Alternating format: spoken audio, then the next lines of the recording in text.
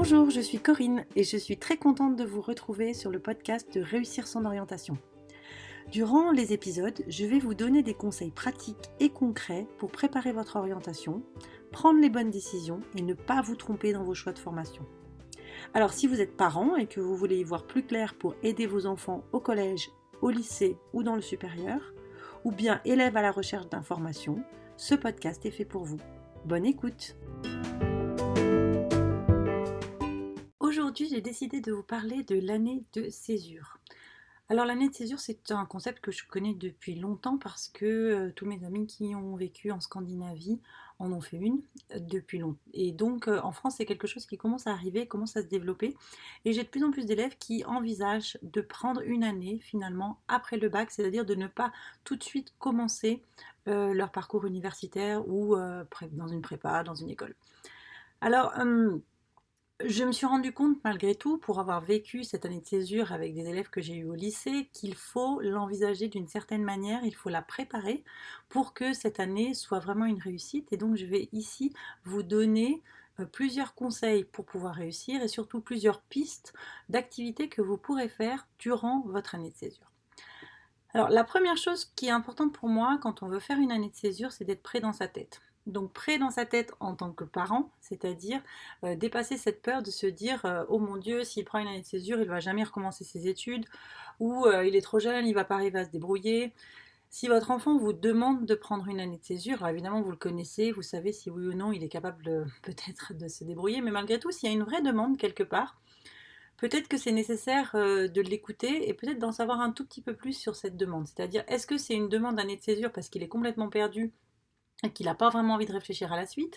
Est-ce que c'est une demande parce que les années lycée ont peut-être été un peu difficiles et qu'il a besoin de réfléchir? Est-ce que c'est une demande parce qu'il a besoin de quitter la maison et puis peut-être que pour lui, ça sera plus facile de commencer par prendre son envol sans avoir le stress de l'école que devoir à gérer le départ de la maison, l'université? Donc voilà, qu'est-ce que ça veut dire cette demande de césure? Qu'est-ce qu'il y a derrière?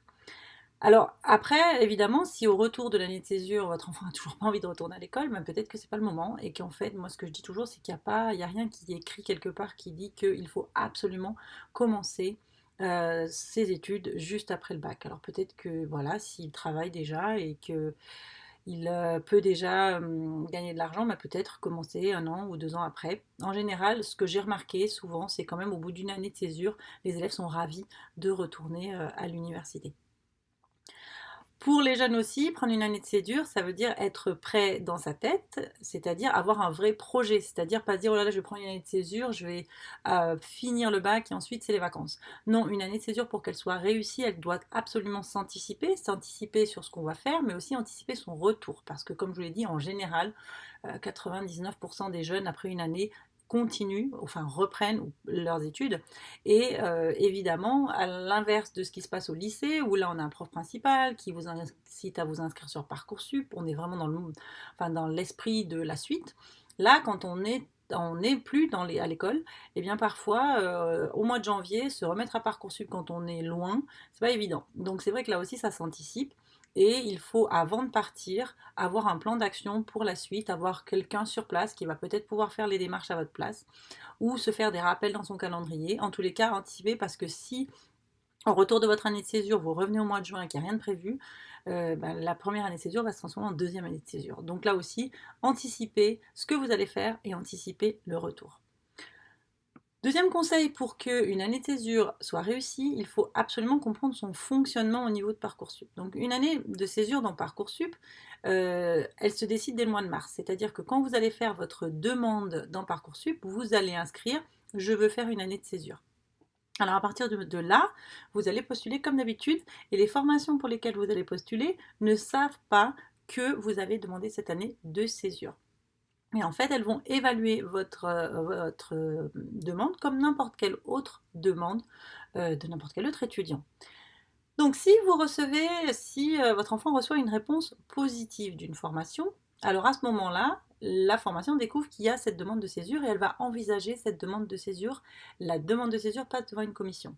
Et là, la formation, elle est tout à fait en droit de vous dire, bah, écoutez, moi je suis d'accord pour vous prendre, mais je suis d'accord pour vous prendre cette année et je n'accorde pas l'année de césure. Ou elle est OK aussi de dire, OK, je veux bien vous t'accorder ton année de césure, mais en fonction de ça, bah, je vais te demander peut-être un travail particulier à réaliser, un professeur avec lequel tu vas rester en contact. Je vais peut-être te demander de nous faire des petits comptes rendus de temps en temps. Là, chaque formation est vraiment libre du travail qu'elle va pouvoir demander à l'étudiant. Alors, ce qu'il faut savoir aussi, c'est que si la formation accepte l'année de césure, elle va en général demander de payer des frais d'inscription. Donc si c'est une année de césure à l'université, c'est pas forcément trop gênant parce que les frais d'inscription sont pas énormes. Par contre, dans certaines écoles, je pense à des écoles de commerce, ça peut déjà représenter une certaine somme et donc c'est peut-être quelque chose qu'il va falloir aussi envisager.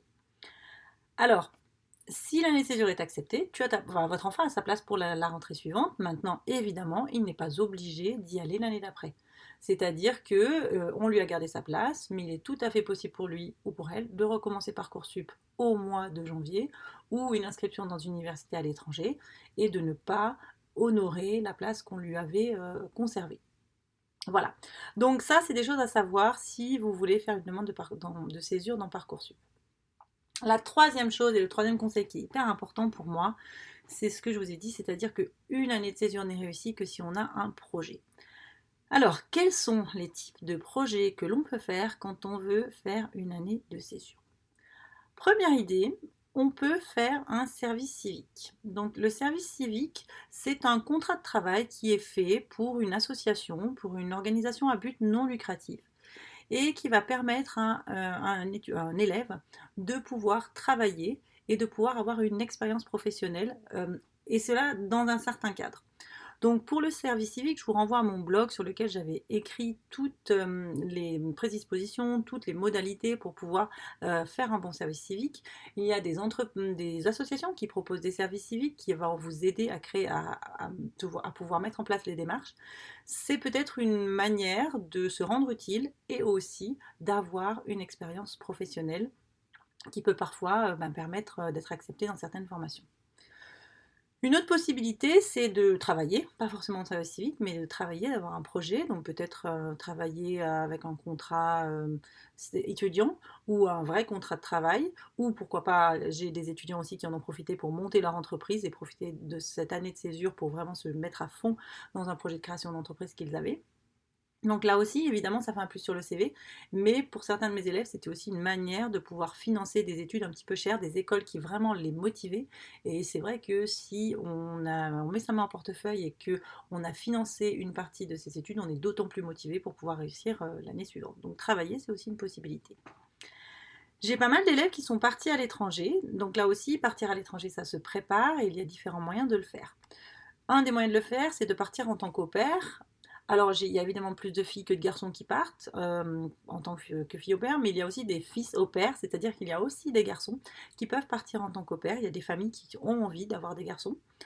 Là aussi, il existe un site internet, je pense à Au Pair World, qui propose pas mal de contrats pour un travail d'au pair.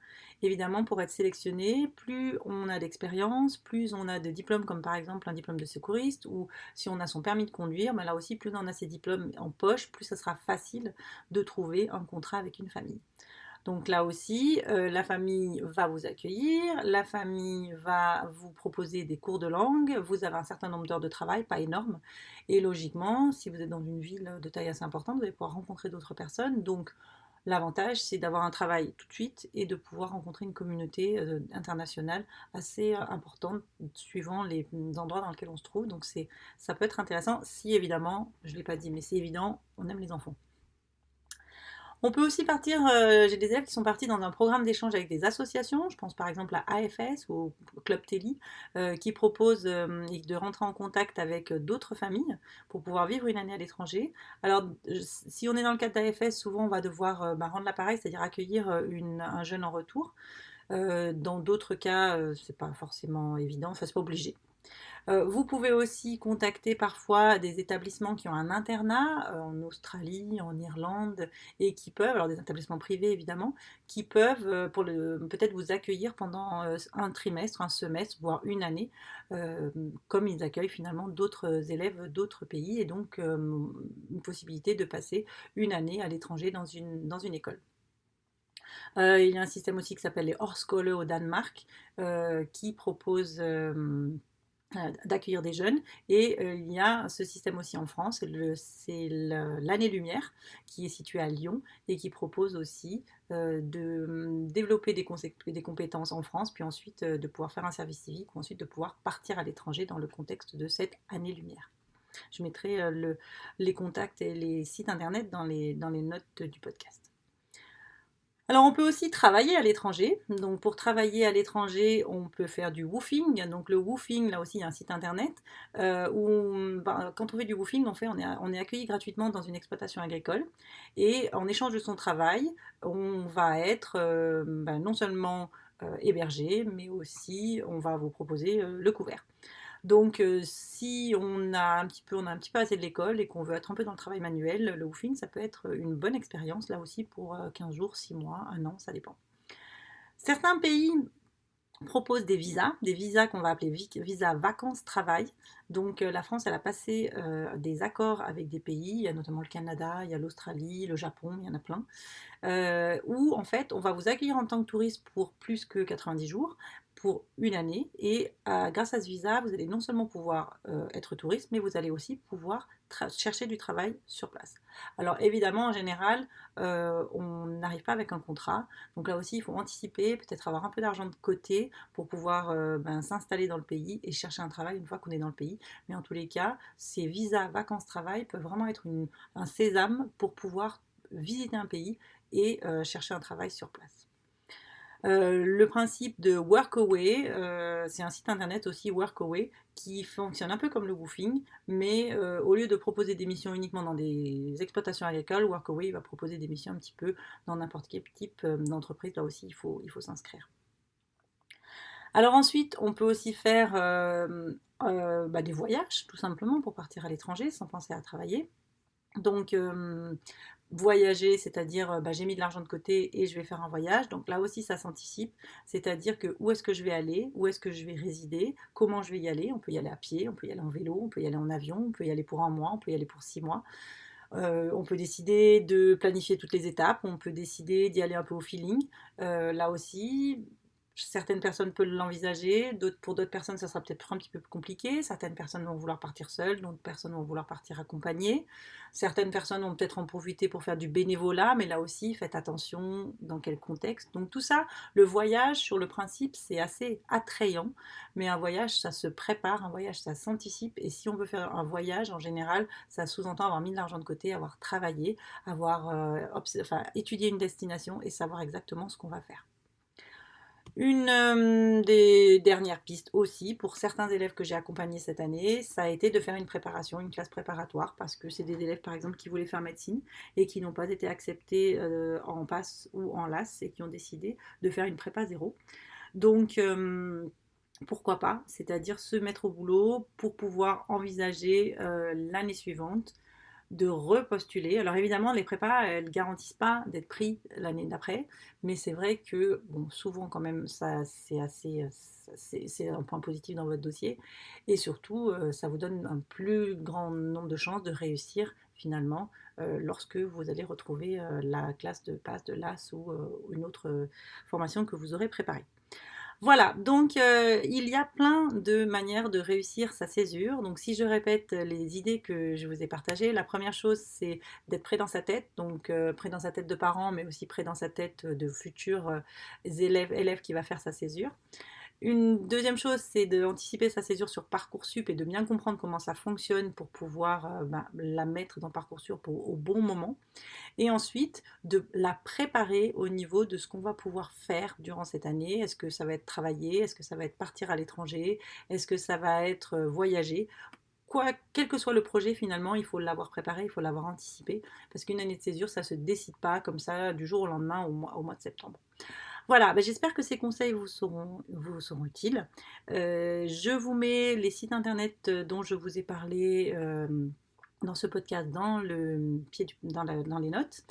Et si vous voulez en savoir plus sur la césure ou d'autres conseils, retrouvez-moi sur les réseaux sociaux, retrouvez-moi aussi dans ma newsletter. Voilà, à très bientôt!